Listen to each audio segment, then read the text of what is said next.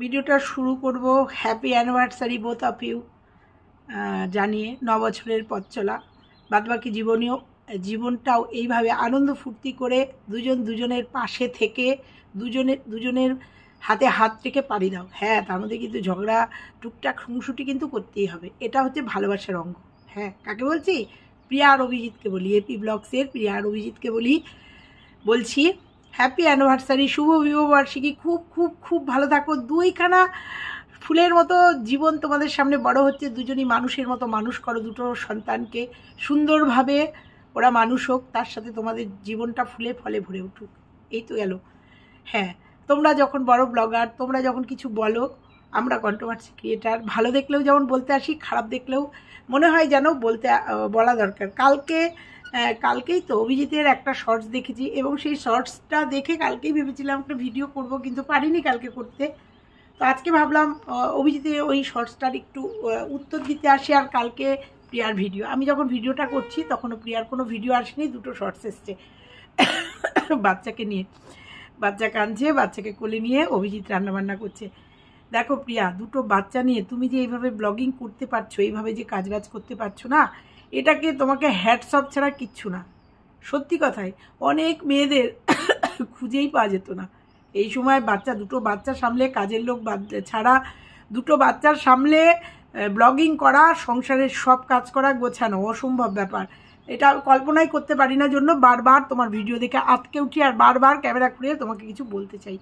তো সেরকম আজকেও তোমাকে কিছু বলতে চাচ্ছি, কারণ দেখো তোমরা ব্লগার, ভুল ত্রুটি বলি, অনেক সময় তোমরা আমাদের উপর রেগে যাও, আমি তোমার উপর রেগে যাই, কিন্তু জানো তো যখন কিছু দেখি না, যে অভিজ্ঞতা থেকে বলি না যে এটা একটা ভয়ঙ্কর জিনিস, তুমি এই যে করছো এটার এফেক্ট কি হতে পারে। যেমন তোমার পেস্টিংয়ের ওখানে একটা সাইড ফোলা আছে, তুমি প্রথম থেকেই দেখেছো, এখন ফুলছে। এই জন্যই ভয় লাগে, একটা মাস হয়নি তুমি যেইভাবে কাজ করছো, সেই জন্য তোমাকে বলতে আসি যেগুলো করোনা প্রিয়া, এগুলো করোনা, এগুলো করলে এর এফেক্টগুলো এরকম হবে। একটা কাজের লোক রাখো। হ্যাঁ, তুমি কালকের ভিডিওটা, তোমার ভিডিও থেকে কিছু কথা বলবো, একটা বার্তা দেবো, একটা মেসেজ দেবো তোমাকে, যেটা তুমি ওভারলুক হয়তো করে গেছো, কারণ তোমার এই সময় কোনো বার্তা, কোনো কমেন্ট দেখার সম্ভব না। তো এই সবটা নিয়ে আজকের ভিডিও নিশ্চয়ই ভালো লাগবে। আর প্রিয়াকে কটা কথা বলবো, তার সাথে অভিজিৎকে অবশ্যই কালকে করা অভিজিতের কিছু কথার উত্তর দেবো, নিশ্চয়ই তোমাদের ভালো লাগবে, প্রিয়ারও ভালো লাগবে। তো চলো, চিনতে পারছো ম্যাক্সিটা, চেনার তো কথা। তো যাই হোক, চলো শুরু করা যাক আজকের ভিডিও। এইমাত্র তোমার দুটো শর্টস দেখে বসলাম ভিডিওটা। হ্যালো বন্ধুরা, কেমন আছো তোমরা? নিশ্চয়ই ভালো আছো, আমিও খুব ভালো আছি। প্রিয়ার আজকে 9 বছরের পথ চলা, আজকে ওদের ম্যারেজ অ্যানিভার্সারি। হ্যাঁ, আয়ুষকে বলছে, এই বল হ্যাপি অ্যানিভার্সারি। যাই হোক, আবারও বলছি হ্যাপি অ্যানিভার্সারি। খুব খুব খুব ভালোভাবে কাটো, খুব সুন্দরভাবে তোমাদের জীবনটা আরও সুখের হোক, জীবনের সমস্ত স্বপ্ন পূরণ হোক। এইবার বলি তোমার কালকে ব্লগ, পরে বলছি অভিজিতের শর্টস থেকে কিছু কথা বলবো। তোমার কালকের ব্লগ, তুমি কালকের ব্লগে খুব সুন্দর তুমি ব্লগিং করেছো। সব থেকে বড় কথা, তোমার ব্লগ দেখলে আমার কিন্তু প্রচণ্ড মাথা গরম হয়ে যাচ্ছে। কেন? আন্টি বলে ডাকো, সেই জন্য। এত কাজ করতে, এত পরিষ্কার তোমাকে থাকতে হবে না, পরবর্তীতে হার্নিয়া হয়ে যেতে পারে। একটা মাস হয়নি তুমি রেস্ট নিচ্ছ না, যেভাবে তুমি নিচু হয়ে ঘর মানে ঝাড়টার দিচ্ছ, কাপড় কাচ্ছ, সত্যি কথাই খারাপ লাগছে, খুব খারাপ লাগছে, ভয়ও করছে। কারণ তোমার দুটো বাচ্চা নিয়ে তুমি যদি অসুস্থ হয়ে পড়ো, দেখার লোক নেই। কারণ তোমার মাও তোমার সংসার ফেলে রেখে সেখানে তোমাকে দিতে হবে না, তার একটা ছেলে আছে, তোমার শাশুড়ি নিজে চাকরি কাজ করে, প্লাস শ্বশুর আছেন, সেও তার সংসার ফেলে রেখে এসে তোমাকে এইভাবে দিতে পারবে না। তার সঙ্গে তুমি কাজের লোক পাচ্ছ না। অভিজিৎ দুটো বাচ্চাকে নিয়ে তুমি অসুস্থ হয়ে পড়লে হাবুডুবু খাবে। এই জন্যই বারবার বলছি। এবার বলি, তুমি বলছো প্রচণ্ড তোমার খিদে পাচ্ছে, সবাই তোমাকে রাক্ষস বলবে, যারা মানুষ তারা বলবে না। অনেকে আবার বলবে আপনি প্রিয়াকে ভীষণভাবে সাপোর্ট করেন, ভীষণ করে আড়াল করি না, সাপোর্টও করি না। অন্যায় দেখলে অকপটে বলতে ভালোবাসি এবং বলিও, তার জন্য প্রিয়ার কাছে খারাপ হয়ে গেছি, তাতে আমার কিচ্ছু এসে যায় না। তো যাই হোক, খিদে চরম পায় এই সময়। যারা মা হয়েছে, যারা মা, তারা জানে এটাকে কাঁচা নাড়ি বলে বোধহয়। আমাদের ঠাকুমা শাশুড়েরা বলতেন এই সময় প্রচণ্ড খিদে পায়। যদি পারো মাকে বলো, আর যদি না পারো নিজে চিড়ে ভেজে রেখো, যেটা আমাদের সময় আমাদের মা ঠাকুমারা করেছেন। চিড়ে কোটোতে ভেজে রেখে দিও, গোলমরিচের গুঁড়ো দিয়ে, একটু ঘি দিয়ে, সামান্য একটু চিনি দিয়ে মাখিয়ে খেতে পারো। চিড়েতে কিন্তু না, এটাতে মানে শুধু খোলায় বলে এটাকে, তুমি বুঝবে কি না জানি না। শুধু কড়াইয়ে যদি চিড়ে সুন্দর করে ভেজে রাখো না, তারপরে একটু ঘি মাখিয়ে চিনি দিয়ে খাও, এটাতে অম্বল হবে না, আর এটাতে পেট ভর্তি থাকবে, অনেকক্ষণ পেটে থাকবে। আমরা খেয়েছি তাই তোমাকে বললাম, কারণ সব সময় খাবার সব সময় মজুদ থাকে না। আর এই চিড়েটা মানে শরীরের পক্ষেও, মানে নারী শুকানোর পক্ষেও অনেকটা ভালো, যেটা আমরা খেয়েছি। অবশ্যই গোলমরিচ দিয়ে খাবে। এটা গেল। এবার বলি তোমার যে জন্য ভিডিওটা, কালকের ভিডিওটা দেখতে দেখতে হঠাৎ করে তুমি বলছো মনের কথা কিছু শেয়ার করছি, কারণ বড় বড় ব্লগাররাও করেছে, বা মনের কথা শেয়ার করতে তোমাকে কেউ বারণ করেনি। আর কথা প্রসঙ্গে মনের কথা আসেই। দেখো, তোমারকে নিয়ে ভিডিও করতে গিয়েও কিন্তু আমি আমার জীবনের অনেক কথা শেয়ার করে ফেলেছি, আর এগুলো আসেই তুলনা করতে গিয়ে, বা আগে কেমন ছিলাম এখন কেমন আছি, আগে খারাপ ছিলাম এখন ভালো আছি, আগে ভালো ছিলাম এখন খারাপ আছি, এটা তুলনামূলক এটা আসেই যে আমার প্রথম সন্তানের বেলা আমি কেমন ছিলাম, আমি সেকেন্ড সন্তানের বেলা কেমন আছি, এইগুলো কথা প্রসঙ্গে আসেই। কিন্তু প্রশ্নটা হচ্ছে সেই কথাটা যেন এমন জায়গায় গিয়ে না পৌঁছায় সেটা আর একজনকে আঘাত করে, বা সেটা নিয়ে সমালোচনা হয়, যেহেতু তোমাদের উল্টো দিকে একজন ইউটিউবার আছে, আর সে এই তোমার জীবনের সঙ্গে রিলেটেড। আমার প্রশ্ন হতো এখানেই যে আজকে হয়তো তোমার শাশুড়ির যদি কোনো চ্যানেল থাকতো না, হয়তো শাশুড়ি এর মধ্যে ইনভলভ হয়ে যেত, শাশুড়িকে নিয়েও কিছু কথা সেও হয়তো ক্ল্যারিফিকেশন দিতে আসতো।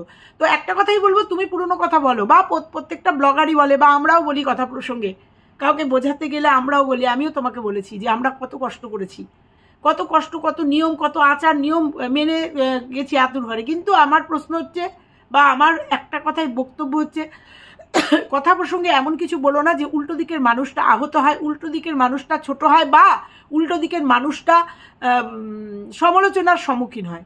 এইটাই বোঝাতে চেয়েছি। দোষ ত্রুটি নিয়ে এই মানুষ প্রত্যেকটা সংসারেই উল্টো দিকে যে মানুষগুলো থাকে, ননদ, দেওর, যা, ভাসুর, কিছু না কিছু মিল অমিল সেগুলো থাকেই। সেগুলোই যখন তুলে ধরবে তখনই কিন্তু কন্ট্রোভার্সি বা সমালোচনার সম্মুখীন হতে হয়।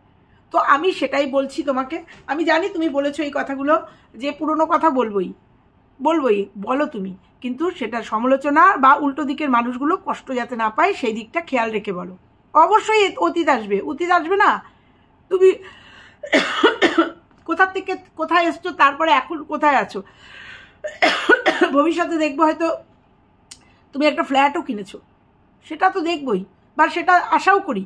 তো সেইগুলো করো। বক্তব্য হচ্ছে এখানে। এবার বলি কাজের লোকের কথা। আমি তোমাকে বলেছিলাম, আমি জানি না তোমার কমেন্ট বক্সে কমেন্ট এসেছিল কিনা, কিন্তু আমি তোমাকে বলেছিলাম একটা কাজের লোকের কথা। কাজের লোক তুমি পাচ্ছ না, সেই জন্য তোমাকে এইভাবে কাজ করতে হচ্ছে। পাশাপাশি তোমাকে ওয়াশিং মেশিন কিনতে বলেছিলাম, দরকার নেই, কিনতে হবে না। তোমাকে আমি বলবো আজকে যে তোমারই পাশে একজন থাকে, যার বাড়িতে তুমি প্রেগনেন্ট অবস্থায় গেছিলে এবং ভাড়া বাড়ি খোঁজার সময় তাকে নিয়ে গেছো, যাতায়াত করেছো। সে কিন্তু তোমাকে কালকে কমেন্ট বক্সে একটা কাজের লোকের সন্ধান দিয়ে গেছে, মানে বলেছে একজন কাজের লোক এসেছিল। তোমার কাছে তার ফোন নাম্বার আছে, আমি তোমাকে বলবো তাকে ফোন করে বলো যে কাজের লোকটা কাজের জন্য এসেছিল, কাজ খুঁজতে এসেছিল, তাকে তুমি বলো, কন্ট্যাক্ট করে যোগাযোগ করে তাকে বলো একটা কাজের লোক জোগাড় করে দিতে, যার কাছে তুমি গেছিলে। আমি কমেন্টটা পড়বো যে তোমার কাছে তোমাকে সে কিন্তু কমেন্ট করেছে, এবং এর সাথে কিন্তু তোমার ভালো সম্পর্ক। সে হচ্ছে সম্ভবত সুপর্ণা নাম। সুপর্ণা লিখেছে তোমার কমেন্ট বক্সে কালকে। আজকেও আমার এখানে একজন কাজের লোক এসে জিজ্ঞাসা করছিল লোক লাগবে কিনা। আমি না করে দিয়েছি, কারণ আমি ভেবেছিলাম তোমার এখন হয়তো কাজের লোক লাগবে না। ঠিক আছে? আচ্ছা, এই কাজের লোক চলে যাওয়ার পর তুমি আর আমাকে বলনি। ওই কাজের লোক চলে যাওয়ার পরে, মানে আগের কাজের লোকের কথা হয়তো ওকে বলেছিলে, তারপরে যখন কাজের লোক চলে গেছে, যখন হইচই চলছে, তখন তুমি একটা ওকে জানাতেই পারতে। সেটাই হয়তো বলেছে যে তুমি আর ওকে জানাওনি যে তোমার কাজের লোক লাগবে। ওর বাড়িতে একজন কাজের লোক এসেছিল।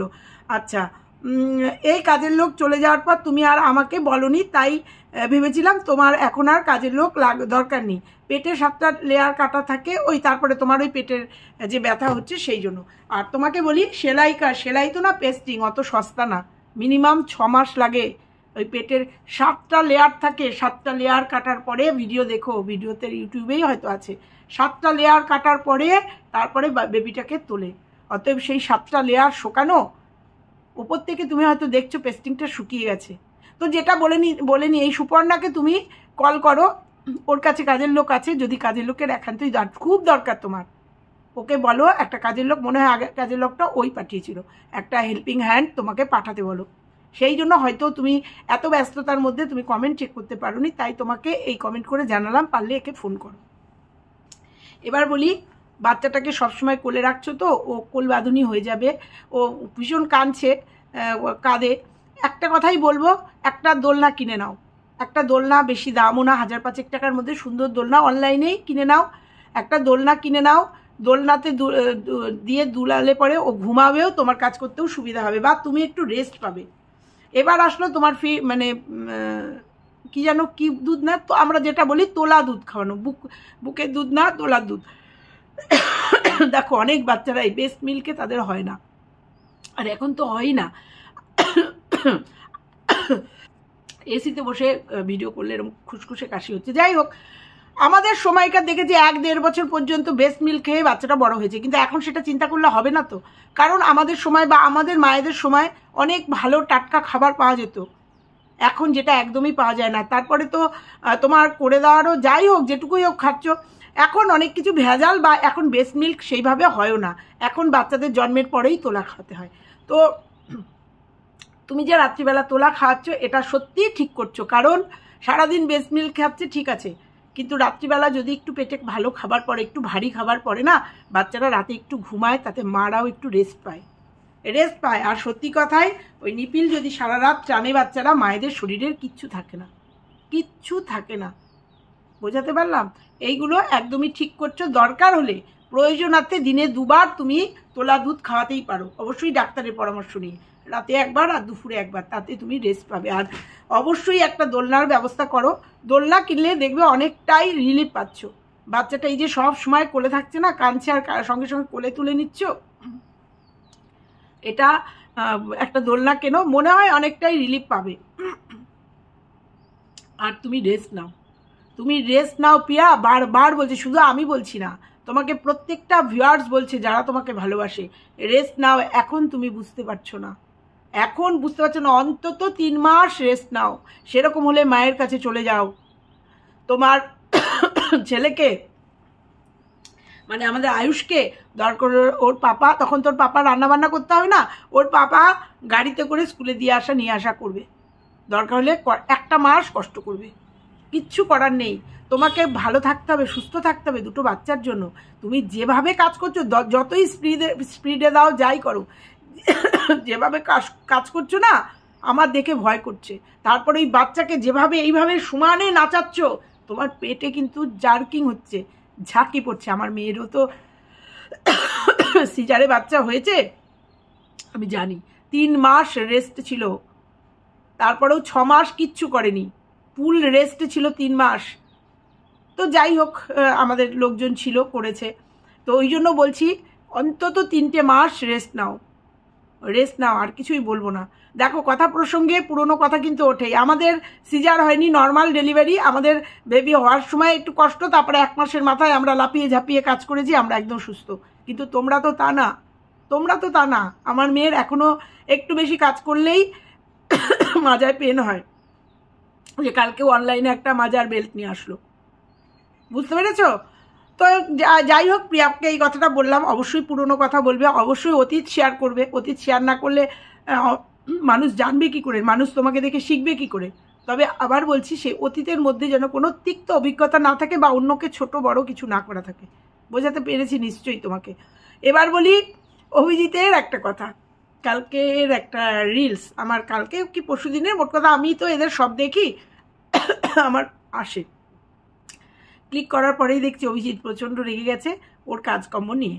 দেখো, যারা এসব বলে না এটা পুরুষের কাজ, এটা মহিলার কাজ, তারা নিতান্তই অকাট মূর্খ, নয়তো খোঁজ নিয়ে দেখবে। বা আমি বলছি, যারা এই ধরনের কমেন্ট তোমাকে করে যে তুমি মেয়েদের কাজ করছো, মেয়েলি কাজ করছো বলে তোমাকে ধিক্কার জানাচ্ছে, তোমাকে ছোট করার চেষ্টা করছে, তাদের উদ্দেশ্যে একটা কথাই বলবো, দেখো গে, নয় তাদের বাড়ির স্বামীরা তোমার থেকেও বেশি কাজ করে, তাদের একদম ভেড়া বানিয়ে রেখেছে, তাদের মানে কি বলবো। আর নয়তো সংসারের বইয়ের দুঃখ কষ্ট কিচ্ছু বোঝে না, তারা তাদের মতো করে চলে। আমার মনে হয় এই দুটো কারণে তোমাকে যারা বলছে বইয়ের কাজ করে, এটা মেয়েদের কাজ, এই দুটো কারণে যারা কমেন্ট করেছে তারা বলেছে। এক হচ্ছে যারা বলেছে তারা তাদের বরকে ভেড়া বানিয়ে রেখেছে, ওই জন্য বলেছে। নালে সংসারে বইয়ের সঙ্গে বাচ্চা হয়েছে, এই সময় হাতে হাতে কাজ করবে, রান্নাবান্না করবে, বউকে হেল্প করবে, এটা ভালোবাসার একটা অঙ্গ। বলবে কেন এই ধরনের কথা? তাহলে একদমই নিম্ন স্তরের তাদের মানসিকতা। আর নয়তো একটা শ্রেণী আছে যাদের বড়রা বউদের পাত্তাই দেয় না, বউদের ইমোশনকে কোনো কেয়ারই করে না, ভালোবাসাকে কোনো কেয়ারই করে না। বউয়ের মতো কাজ করছে, কেটে মরুক গে, নিয়ে এসছি কাজ করে খা। একমাত্র তাদের হতে পারে জ্বলুন যে আমার হাজবেন্ড তো করে না, আমার বাড়িতে সব পুরুষ। আর দেখো প্রিয়ার বর কিভাবে কাজ করছে। কেন বললাম? কারণ আমাদের বাড়ির পুরুষরা কাজ করে। এই দেখো পুরনো প্রসঙ্গ উঠবেই। আমার শ্বশুর রেলে চাকরি করতেন, আমার শ্বশুর কোনো দিন আমার শাশুড়ি রান্না করে দেননি, করে দিতে হয়নি, ফোর্স নেই কোনো। আমার শ্বশুর সারা জীবন ভোরবেলা উঠে, তখন পাম্প স্টোভ ছিল এরকম বাবার নিজের হাতে বানানো, সেই পাম্প আমিও করিনি কোনো দিন শ্বশুরের সকালের রান্না, কারণ আমাদের মানে টোটালি অর্ডার ছিল আমরা করব না। বাবা সকালবেলা উঠে সেদ্ধ ভাত খেয়ে যেতেন, অনেক ভোরবেলা যেতেন অফিসে, সেদ্ধ ভাত খেয়ে যেতেন, আলু সেদ্ধ, ঢেঁড়স সেদ্ধ, পটল সেদ্ধ, যখনকার ঝিঙে সেদ্ধ, যখনকার যে সবজি, ওই সকালবেলা উঠে বাবা ওই একটা ছোট্ট কড়াই ছিল, সেই কড়াইয়ের মধ্যে ফেনা ভাত বসিয়ে দিতেন। সে ভেনা ভাত খেয়ে যেত, তার সঙ্গে আমার মেয়েও খেত। মানে বাবা অফিসে যখন খেয়ে যেত তখন ওই পাতে আমার মেয়ে তো উঠে যেত ভোরবেলা, তখন আমার মেয়েও ওই দাদুর সাথে খেত সকালবেলা। বোঝাতে পারছি? তাই নিয়ে আমাদের বাড়িতে কোনো অভিযোগ ছিল না, না শ্বশুরের না আমাদের। তারপরে শাশুড়ি উঠতো বা আমরা উঠতাম, উঠে রান্না বান্না, তারপরে সংসারের সমস্ত কাজ শুরু হতো। কিন্তু সকালবেলা আমার শ্বশুর রান্না করেই খেত। অনেক সময় আমার দেওররাও করতো, আমার দেওররা রীতিমতো কাজ করে। আমার বাড়িতে, আমার শ্বশুর বাড়িতে মেয়েদের থেকে পুরুষরা বেশি কাজ করতো। যখন যৌথ পরিবার ছিল, ওই অনুষ্ঠানে উঠোন লেপা আমি আর আমার শ্বশুর লেপতাম, লক্ষ্মী পুজোতে নাড়ু করা আমি আর আমার দেওর করতাম। আমার দেওররা এখনও তাদের সংসারে সম্পূর্ণ কাজ করে, তাই বলে তারা ভেড়া হয়ে যায়নি বা তারা কি জানো মেয়ে ছেলে হয়ে যায়নি। আমার হাজব্যান্ডও টুকটাক আমার বাড়িতে, মানে আমাদের বাড়িতে সকালের কিছু প্রাতঃ কাজ যেটা মহিলাদের করতে হয়, যারা এরকম কমেন্ট করে তাদের ক্ষেত্রে আমার স্বামীও করে, আমার হাজব্যান্ডও করে, তাতে আমাদের কোনো ব্যাপার নেই, আমাদের কোনো কাজ ভাগ করা নেই। তাহলে বলবো যারা যে বাড়ির মহিলারা ইনকাম করে লাখ লাখ টাকা বা হাজার হাজার টাকা নিয়ে এসে সংসারে লাগাচ্ছে, তাহলে তারা মহিলা না? তারা কাজ করতে যাবে কেন? তাদের টাকা সংসারে লাগছে না? তাদের তো রান্না বান্না করার কথা, তাহলে তারা কেন ইনকাম করতে যাচ্ছে? তো অবাক লাগে। তাই বলি কাজের ভেদাভেদ যারা করে তাদের কথায় কষ্ট পেও না। এগুলো হচ্ছে ছোট ছোট ভালোবাসা। এই যে তুমি প্রিয়ার জন্য যেটা করছো না, যারা মানুষ, মানবিকতা আছে যাদের, যারা বউকে ভালোবাসে, সম্মান করে, যেসব পুরুষরা, তারা প্রত্যেকেই এই সময় বইয়ের পাশে থেকে বইয়ের সঙ্গে হাতে হাত মিলিয়ে করে। তুমি তো বইয়ের জন্যও করছো, সন্তানের জন্যও করছো, আর এটার মধ্যে একটা আনন্দ আছে। এই যে বাচ্চাটাকে বড় করছো না, সন্তান, আজকে যদি তুমি অফিস করতে তাহলে তো তোমাকে বেরিয়ে যেতেই হতো, যেহেতু তুমি বাড়িতে আসছো। এই যে আর তোমাদের জবটাই হচ্ছে ইউটিউব, অতএব এই যে হাতে হাত রেখে তোমরা দুজন মিলে এই যে কাজ করছো, সংসারটাকে এগিয়ে নিয়ে যাচ্ছ, বাচ্চা দুটোকে বড় করছো, এটার মধ্যে আনন্দ আছে। এই আনন্দ আবার সব মেয়েদের কপালে হয় না, বা সব পুরুষদের কপালে এই আনন্দ আবার জোটে না। বোঝাতে পারলাম? ওই জন্য কাজের ভেদাভেদ তারাই করে যাদের নিজস্ব জ্বালা আছে, যাদের নিজস্ব ক্ষোভ আছে, যাদের নিজস্ব বাড়িতে যারা এইগুলো পায় না, চায় মনে মনে চায় যে এগুলো করুক, এগুলো পায় না, তাদের মনে এগুলো জ্বালা আছে। আমার যেমন মনে খুব জ্বালা, জানো তো, আমাকে আমার বর একটু বেডটি দেবে, কিন্তু জীবনে দিল না, কারণ আমার বর পারেই না, চা করতে পারেই না। তো যাই হোক, তো যাই হোক, এই জন্যই অভিজিতের কথাগুলো দেখে হাসিও পাচ্ছিল, মনে মনে রাগ হচ্ছিল, আর ভাবলাম যে একদমই সত্যি কথা বলেছো, কাজের কোনো ভাগ নেই। কাজের যদি ভাগই থাকতো আজকে মেয়েরা পাইলট হতো না, আজকে মেয়েরা সেনাবাহিনীতে যোগ দিত না, আজকে মেয়েরা জাহাজ চালাতো না, আজকে মেয়েরা কি করছে না আজকের দিনে দাঁড়িয়ে। তাহলে ছেলে মেয়ের যদি ভাগ থাকতো তাহলে মেয়েরা এই কাজগুলো করতো না। বোঝাতে পারলাম? তো চলো এইটুকু। আর প্রিয়াকে তোমাকে বলে গেলাম, কাজের লোকের সন্ধান তোমার ওই পরিচিত ও দিয়েছে, তুমি পারলে ওকে একটা ফোন করে একটা কাজের লোকের ব্যবস্থা করে নাও। আর একটা দোলনা কিন্তু অবশ্যই কিনবে একুশের জন্য, এটুকু আমি অর্ডার করে বলে গেলাম। মনে থাকবে? মনে থাকবে। চলো টাটা।